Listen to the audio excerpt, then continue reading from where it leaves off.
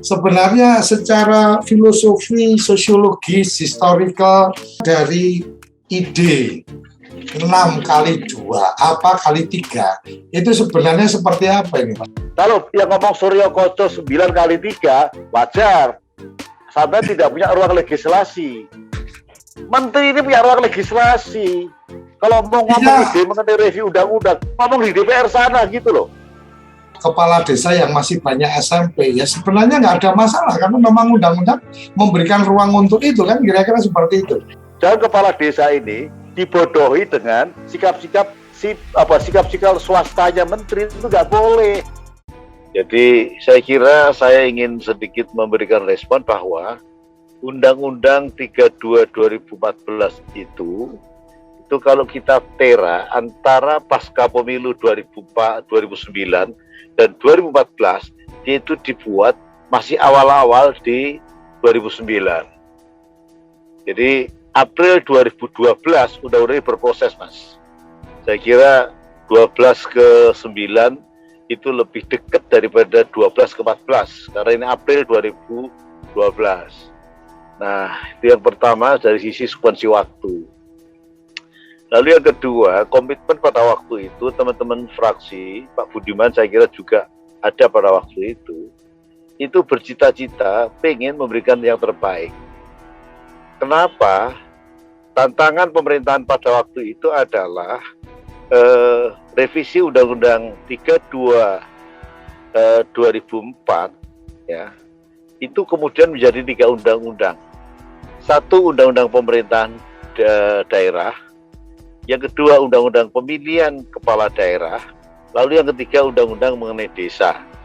Jadi pemerintahan pada waktu kemudian merevisi itu menjadi 3, dari 3, 2 menjadi kemudian Undang-Undang Pemerintahan Daerah 23 2014, kemudian 6 2014, kemudian satu lagi adalah 9 2014 salah, 2013.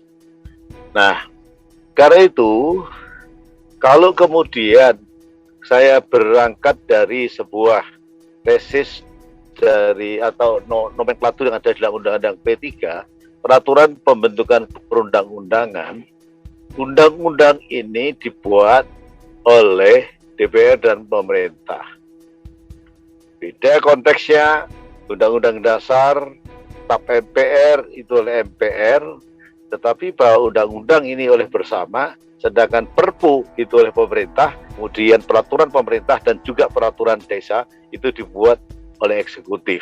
Jadi yang melibatkan eksekutif itu adalah pada legislatif, dalam DPR itu adalah Perda, kemudian juga undang-undang, kemudian juga yang namanya itu aja 2, termasuk Perda bagi bersama eksekutif di desa itu. Nah, karena itu Mas Koco, membentuk undang-undang itu tidak mudah. Yang kedua bahwa kita tidak boleh keluar dari filosofi, tidak boleh dari sosiologi, tidak boleh keluar dari hukum, tidak boleh keluar dari nuansa politik pada waktu itu berkembang. Nah, karena itu saya ingin sampaikan Mas Koco bahwa undang-undang itu, para pembentuk undang-undang itu di dalam pikirannya semoga undang-undang ini dibuat untuk dalam jangka yang panjang. Ini semoga selalu begitu. Nah, memang batasannya adalah politik pada waktu itu seperti apa. Itulah yang saya katakan, di samping ada 3 aspek tadi, ada aspek politik. Itu yang menjadi kerangka besar yang berpengaruh kuat pada kebijakan-kebijakan, substansi-substansi, norma-norma yang ada di dalam undang-undang.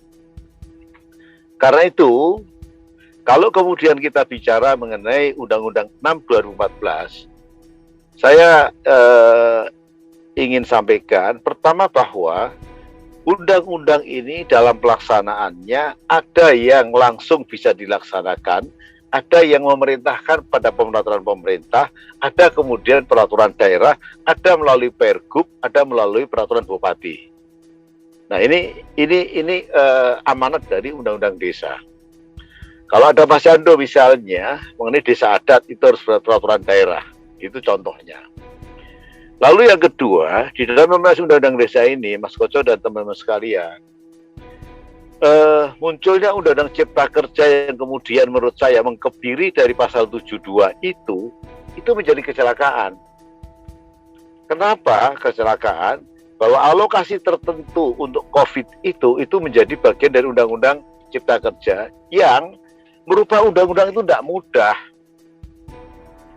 Karena itu Pak Wamen, Pak Budi yang saya hormati, saya memberikan saran kepada kita semua, kalau mau melakukan revisi atau kemudian di dalam bahasa hukum itu adalah melakukan perubahan undang-undang itu, maka ayo kita bicara secara parsial deh. Harus bisa menyeluruh.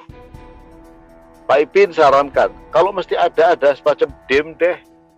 Jadi kalau undang-undang desa ini dibuat, saya kira Mas Koco juga ikut pada waktu itu, DIM-nya macam apa sih? Kemudian teman-teman IRE menyampaikan draft undang-undang seperti apa sih? Kemudian teman-teman FPPD menyampaikan seperti apa sih? Kemudian teman-teman yang lain yang juga memberikan definisi-definisi, ketentuan-ketentuan, pengertian-pengertian, kebijakan-kebijakan yang semestinya diatur di dalam undang-undang. Nah, oleh karenanya, jangan kemudian kita dibuat capek, misalnya hanya bicara mengenai parsial. Ketika para kepala desa itu kemudian men-MK-kan terhadap pasal Undang-Undang 2 tahun 2020 tentang Cipta Kerja yang mengambil oper semata-mata dari pasal 72, toh kemudian pemerintah harus memastikan ketentuan untuk COVID itu yang tadi oleh Pak Wakil Menteri sampaikan 6%, itu sudah ada di dalam Undang-Undang Cipta Kerja.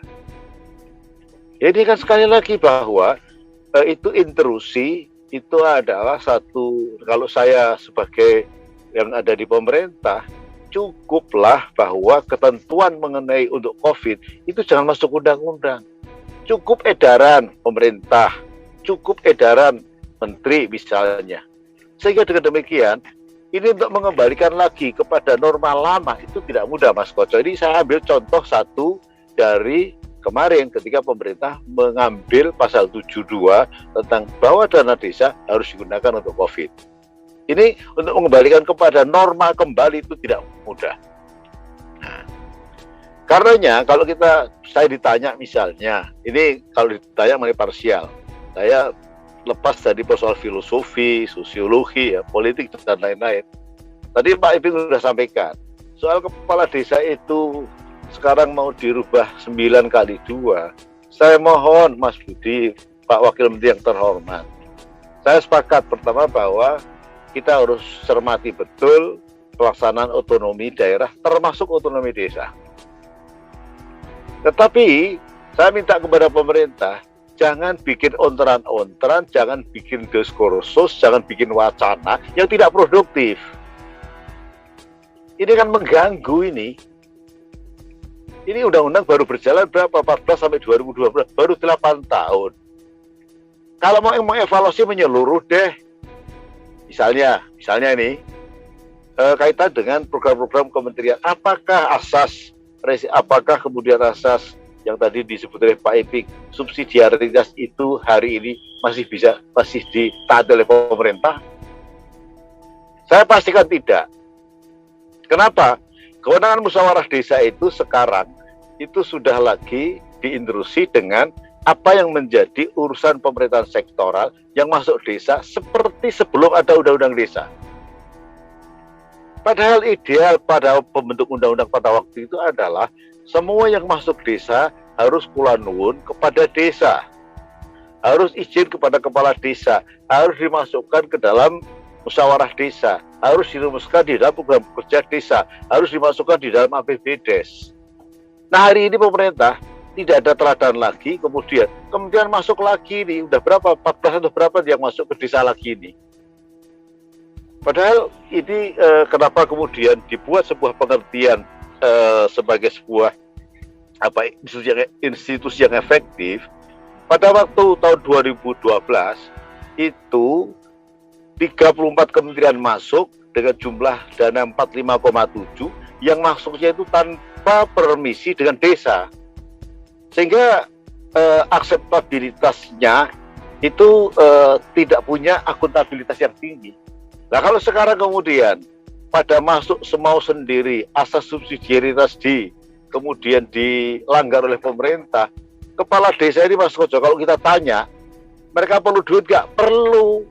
Bagian yang kemudian ingin kita dengar nih, sebenarnya ketika agenda 6x3 kemudian sekarang ada wacana lepas dari parsial-parsial yang dicermati, menurut Mas Mukoam ini kurang pas. Saya mungkin sepakat juga bahwa kalau memang akan review ya review menyeluruh, kira-kira kan seperti itu. Tapi wacana dari 6x3 kemudian jadi 9x2 sebenarnya secara filosofi, sosiologis, historical dari ide 6x2 kali 3 itu sebenarnya seperti apa ini Mas? Karena kalau kita melihat dari silaturahmi kepala desa dengan pemerintah Pak Jokowi waktu itu, saya sempat mencatat statement dari Menteri Dalam Negeri sampai mencermati tentang pendidikan kepala desa yang masih banyak SMP. Ya sebenarnya nggak ada masalah karena memang undang-undang memberikan ruang untuk itu kan, kira-kira seperti itu. Nah, balik ke yang tadi, wacana yang sekarang bergulir yang kita dapati salah satunya adalah yang kemarin dari DPD mungkin tentang badan usaha milik desa dengan undang-undang khusus, kemudian sekarang wacana tentang masa jabatan. Kira-kira sejauh mana Mas urgensinya? Kalau singkat satu kata, nggak ada urgensi. Oke, kalau nggak ada urgensi, kemudian yang menjadi pertanyaan menarik, kenapa waktu itu 6x3, sementara di era itu adalah eranya reformasi yang kemudian kita membatasi dan desa. Jadi tolong ukurnya begini, Mas Suryo. 6x3 itu adalah udah kesepakatan DPR dan pemerintah. Catat ini dulu. Ya. Sedangkan 9x2 itu ngomongan pinggir jalan menteri gitu loh Pak. Oke. Kalau mau ngomongnya di DPR sana, jangan di sembarang tempat gitu loh. Artinya ketika kalau yang ngomong Suryo Koco 9x3 wajar, sampai tidak punya ruang legislasi. Menteri ini punya ruang legislasi. Kalau mau ngomong ide mengenai review undang-undang, ngomong di DPR sana gitu loh. Jangan rakyat ini, jangan kepala desa ini dibodohi dengan sikap-sikap swastanya menteri, itu nggak boleh. Dia itu pejabat loh ya. Nggak boleh loh ya. Jadi karena itu, kita bagi saya ngomong soal begini, soal 6x3 atau 9x4 sekalipun, ngomong lagi di DPR sana gitu loh. Biar tahu macam apa. Artinya mestinya itu digulirkan dalam konteks ada kajian kemudian dibawa ke DPR gitu ya. Betul. Kalau ngomong di pinggir jalan, itu saudara namanya.